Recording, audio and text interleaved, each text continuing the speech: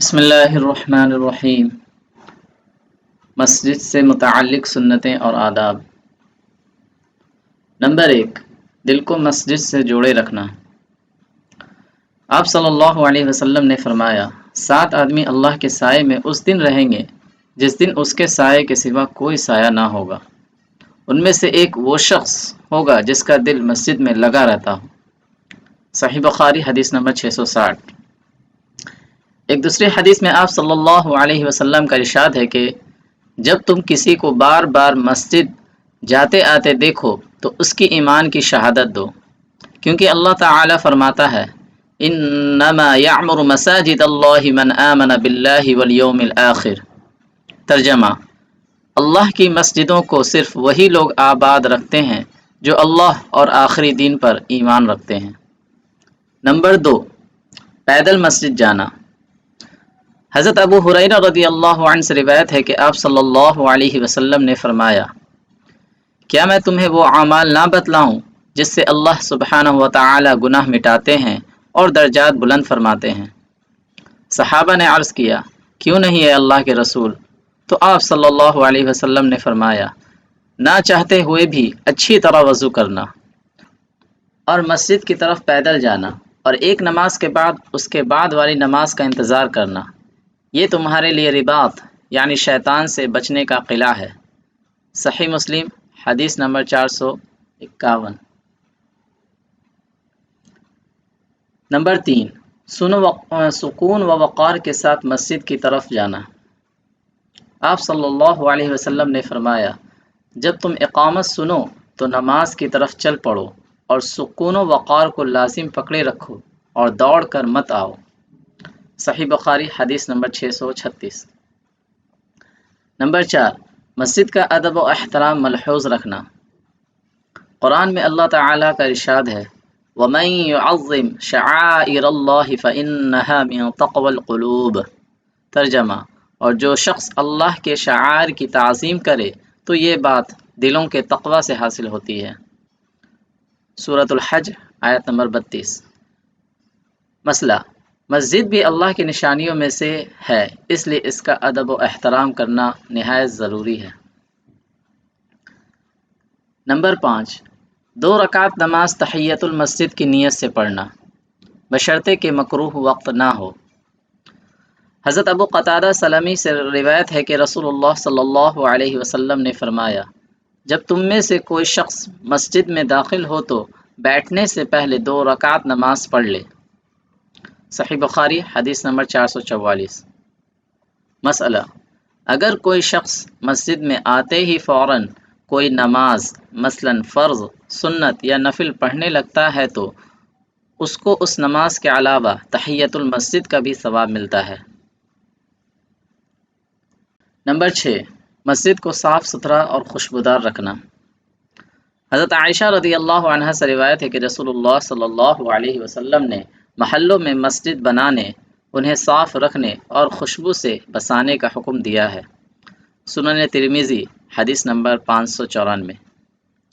مسئلہ: بعض مساجد میں خوشبو کے لیے روم فریشنر چھڑکا جاتا ہے، اگر اس میں الکوہل یا دوسری نجس و ناپاک چیزیں شامل نہیں ہیں تو اس کے چھڑکاؤ کی گنجائش ہے، یعنی جائز ہے، ورنہ نہیں۔ وہ چیزیں جو مسجد میں مکروہ ہیں۔ نمبر 1، بہت چھوٹے بچوں اور پاگلوں کو مسجد لانا۔ نبی اکرم صلی اللہ علیہ وسلم نے فرمایا، تم اپنی مسجدوں کو بچوں دیوانوں سے محفوظ رکھو۔ سنن ابن ماجہ حدیث نمبر 750۔ مسئلہ: مسجد میں چھوٹے بچوں کو لانے کی اجازت نہیں، کیونکہ اس سے مسجد کا احترام باقی نہ رہے گا اور لانے والوں کو اطمینان قلب نہ رہے گا۔ نماز میں کھڑے ہوں گے مگر خشوع و خضوع نہ ہوگا، بچوں کی طرف دل لگا رہے گا۔ ہاں اگر بچہ سمجھدار ہو، نماز پڑھتا ہو، مسجد کے ادب و احترام کا پاس و لحاظ رکھتا ہو تو کوئی حرج نہیں ہے۔ 4-5 سال کے بچے عموماً مسجد کو جانتے ہیں اور سمجھانے پر مسجد کی بے حرمتی سے بھی بچتے ہیں، اس لیے ان کو مسجد میں لانا اگرچہ جائز ہے مگر پھر بھی یہ عمر ایسی نہیں کہ وہ تھوڑی دیر سکون سے بیٹھ سکیں۔ ان سے غلطی اور شرارت کا ہونا ان کی طبیعت میں داخل ہے، اس لیے انہیں مسجد میں لانا اور صف میں اپنے ساتھ کھڑا کرنا درست نہیں۔ نمبر 2، مسجد میں نماز پڑھنے کے لیے کوئی جگہ متعین کرنا۔ رسول اللہ صلی اللہ علیہ وسلم نے کوے کی طرح چونچ مارنے، درندے کی طرح بازوں بچھانے اور اونٹ کے مانند آدمی کے مسجد میں اپنے لیے ایک جگہ متعین کر لینے سے جیسے اونٹ متعین کر لیتا ہے منع فرمایا ہے۔ سنن ابو داؤد حدیث نمبر 862۔ نمبر 3، مسجد کو گزرگاہ بنانا۔ آپ صلی اللہ علیہ وسلم نے فرمایا، قیامت کی علامتوں میں سے ایک یہ ہے کہ آدمی مسجد سے گزر جائے گا اور اس میں 2 رکعت نماز بھی نہ پڑھے گا۔ طبرانی فی الکبیر جلد نمبر 9 حدیث نمبر 9489۔ نمبر 4، مسجد میں جھگڑے نہ کرنا۔ نبی اکرم صلی اللہ علیہ وسلم نے فرمایا، تم اپنی مسجدوں کو اپنے جھگڑوں، اختلافی مسائل اور زور زور سے بولنے سے محفوظ رکھو۔ سنن ابن ماجہ حدیث نمبر 750۔ نمبر 5، مسجد میں خرید و فروخت کرنا۔ نمبر 6، گمشدہ چیز کا مسجد میں تلاش کرنا۔ حضرت ابو ہریرہ رضی اللہ عنہ سے روایت ہے کہ نبی صلی اللہ علیہ وسلم نے فرمایا، جو شخص کسی کو مسجد میں گمشدہ چیز تلاش کرتے ہوئے دیکھے تو اس سے کہے، اللہ کرے تمہاری چیز نہ ملے، اس لیے کہ مسجدیں اس کام کے لیے نہیں بنائی گئی ہیں۔ مسئلہ، اس بارے میں تفصیل یہ ہے کہ اگر کسی کی گھڑی، چشمہ یا کوئی اور شے مسجد سے باہر گم ہو گئی ہو تو مسجد میں اس کا اعلان کرنا جائز نہیں ہے، کیونکہ یہ احترام مسجد کے خلاف ہے۔ البتہ اگر مسجد کے اندر ہی گم ہو گئی ہو تو بلا شور و شغب مسجد کے دروازے پر اعلان کرنا یا بغیر اعلان خود کا لوگوں سے پوچھنا یا ملی ہوئی چیز کا اطلاع دینا جائز ہے۔ بہتر یہ ہے کہ مسجد کے باہر گمشدہ چیز پہنچانے اور لینے کے لیے کوئی جگہ متعین کر لی جائے تاکہ مسجدیں بار بار کے اعلان و شور و شغب سے محفوظ رہیں۔ نمبر 7، لہسن، پیاز یا اسی طرح کی بدبو والی چیز کھا کر مسجد جانا۔ حضرت جابر رضی اللہ عنہ سے روایت ہے کہ نبی صلی اللہ علیہ وسلم نے فرمایا، جس شخص نے پیاز، لہسن یا کراس کھائی ہو وہ ہماری مسجد کے قریب نہ آئے، اس لیے کہ جس چیز سے انسانوں کو تکلیف ہوتی ہے اس سے فرشتوں کو بھی تکلیف ہوتی ہے۔ صحیح مسلم حدیث نمبر 1252۔ مسئلہ، یہاں کچا پیاز اور لہسن کھانا مراد ہے۔ اگر پیاز اور لہسن کو اس طرح پکایا گیا ہے کہ اس کے کھانے سے منہ میں بدبو پیدا نہ ہو تو پھر اس کے کھانے کے بعد مسجد جانے میں کچھ حرج نہیں۔